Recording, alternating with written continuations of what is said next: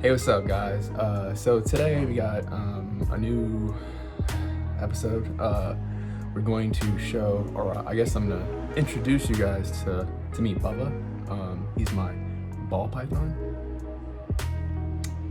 This dude scares the crap out of me. Not crap out of me, but he scares me. Not even scared. Scares is a strong word to use, but he's defensive. He's more defensive than my Bubba.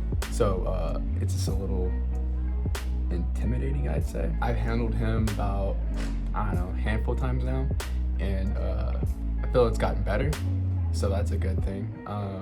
You know, he hasn't like hissed at me or struck, so that's a good thing. Yeah, so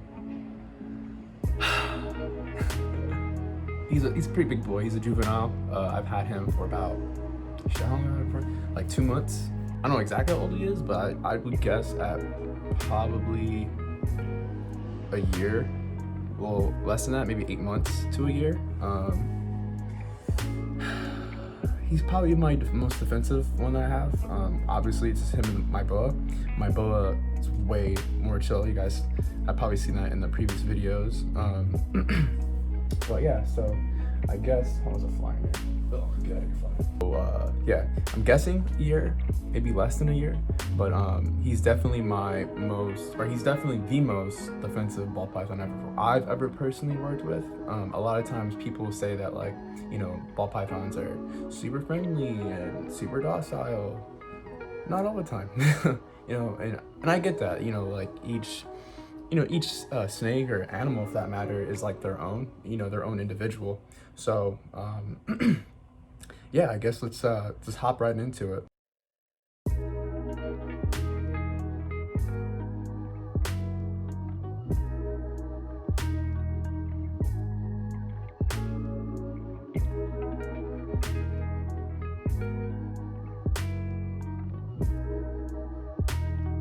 And him have been working together on we call it taming. So just trying to get him used to being held. But yeah, like I said, he makes me like hella nervous because he has struck at me before, and I just don't know at times, like, like, are we cool or not? So the defensive history of this dude, like I said, when I first got him, he was really striky, just, cool dude, but like I said, just, you can tell he was super defensive, and so that made me really nervous. And yeah, I'm glad that I started, the taming process, because, like, I don't know, you should never be afraid of your animals. You know what I'm saying? Like, if you have one, you should be able to like hold it. You should be able to do stuff with it, and not be afraid of it. But like I said, he's a cool dude. It's just like, you just gotta work with them and be patient with them. And it's kind of rewarding. But like I said, just I don't know, if you're thinking about getting a ball python, just realize that, you could be in a situation like I was in, where you have one that's just defensive. Like I said, like he is getting better. He's not as defensive as he was before, but he's a really cool dude, and we're getting along better. But as you can see, he's technically, I don't know, people told me he's an orange dream, because you see like the orange, yellow on the side right there, going up on the side of the belly. I don't know if that's true, but I bought him as a normal, and I don't know, bought him as a normal, $100. But anyways, that's him. And like I said, like when I first got him, he was hella defensive, but now he's like way more chilled out.